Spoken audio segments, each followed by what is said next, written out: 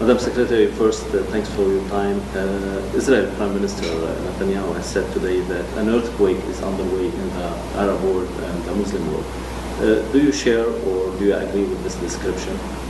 Well, I think change is happening, and it's something that the United States and this administration and I personally have advocated for, because we believe that it is in the best interests of not just the region and individual countries, but most importantly the people, particularly the young people, that they have a chance to enjoy economic, political, democratic reform.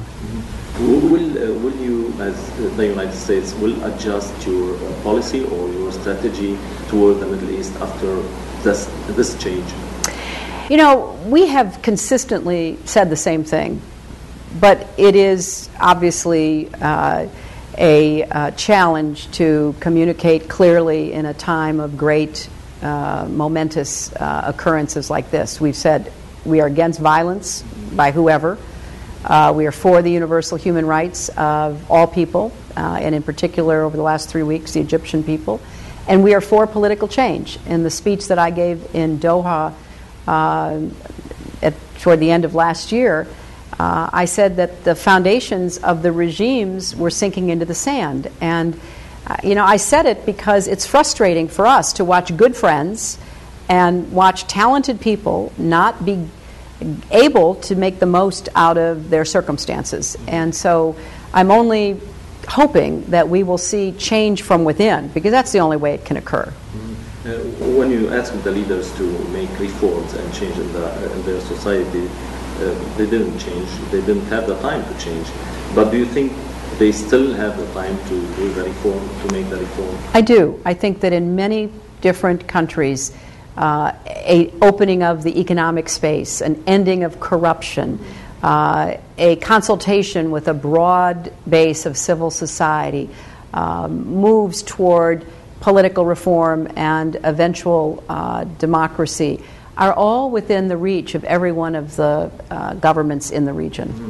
Madam Secretary, yesterday and during the weekend you talked to international leaders about Egypt. Were you satisfied with the steps that the Egyptian military has taken, and how do you view the way forward, or the way ahead? Well, this is up to the Egyptian people, but certainly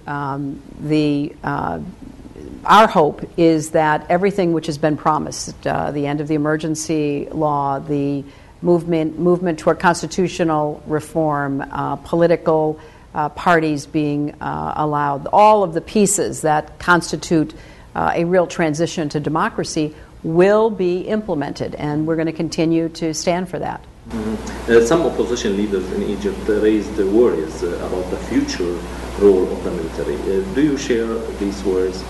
Well, I think it's important that the opposition and civil society come together around a set of demands as to what needs to be done with a timetable, because clearly the military has evidenced its desire to move in the right direction, but there needs to be continuing efforts by the opposition to help guide where Egypt is going. So I am hoping that we see, out of the very diverse opposition that was present over the last 3 weeks, some unifying that would come not behind personalities, but behind specific demands that have to be met in order for the transition to succeed. How do you respond to those in the Middle East who said that the U.S. has abandoned its allies in the region? We haven't. In fact, we think part of being a good friend and partner is telling your friend and partner what you see happening. And for many years, both publicly and privately, Democratic and Republican presidents and administrations have delivered the same message to the Egyptian government. There must be reform, there must be change. We were not successful, and neither was the Egyptian opposition or civil society. And the pressure just built up, and then we saw the results over the last 3 weeks. So with our friends, we have a very consistent message. There has to be change. It is still very possible, in fact desirable, for that change to proceed in an orderly way, a peaceful way, but it has to produce results, particularly for young people. After Tunisia and Egypt, demonstrations are taking place today in Algeria, Yemen, and Bahrain. What's your message to the protesters in these countries?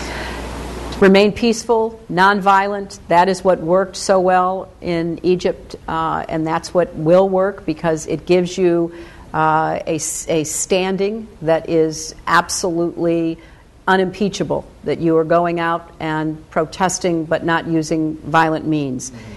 Continue to stand up for universal rights, but recognize that change requires a process and be willing to be part of that process. President Ahmadinejad has said that there will be a new Middle East after what happened in Egypt, and there is no place for the U.S. and Israel. What's your reaction to that? Well, I find it very ironic that Iran is trying to give lessons in democracy to anybody. Talk about a revolution that was hijacked. Iran is Exhibit A. What Iran is doing to its people, even as we speak, where there are protesters trying to have their voices heard in Iran who are being brutally suppressed by the Iranian security forces. I don't think anyone in the Middle East, or frankly anyone in the world, would look to Iran as an example for them. That is not where anybody wants to end up, where you are basically in a military dictatorship with a kind of theocratic overlay, which doesn't respond to the universal human rights of the Iranian people. So I don't think there's much to be learned or really in any way followed coming out of Iran and when it comes to democracy. What would happen to the peace process now? Is it on the shelf for this moment? What are we planning to do? Well, the United States continues to believe that moving toward a two-state solution is in the best interests of the Israelis and the Palestinians, the best interests of the region, and we are continuing to push that with both of our friends, the Palestinians and the Israelis, and we think that having a two-state solution would be a great tribute to what people are standing for, where you got self-determination by the Palestinian people, a state of their own, and Israel is able to live securely in the neighborhood and contributing to the transformation of the region. I have two more questions on Lebanon and Syria. On Syria, Syrian authorities are to lift a 5-year ban on Facebook, and President Bashar al-Assad has said that he would push through political reform this year. How do you view this step? Well, I would like to see positive actions taken. A commitment in word only won't produce the changes that people are looking for. So I hope that what he has said will be followed up on. And on Lebanon, in the 5th anniversary of the assassination of Prime Minister Rafik Hariri, you've called the next government to honor its obligations to the International Tribunal. Mr. Mikati has so far refused to commit to continue Lebanese support to the tribunal. How are you going to deal with this topic? Well, the United States believes strongly in the work of the tribunal because we do not believe that there should be impunity for murder. And we do not believe it is in Lebanon's interest to avoid accountability for those who murdered not only Prime Minister Hariri but 22 other innocent people. So we're going to continue to support the work of the tribunal. We think it's important, and we believe that Lebanon itself would benefit from having this matter resolved. We also are very hopeful that the government that is finally formed will recognize the need for the tribunal's work to continue. After Egypt and Tunisia, who will be next? That's up to the people of the region. And what we hope is that there will be an ongoing commitment to reform, economic reform and political reform.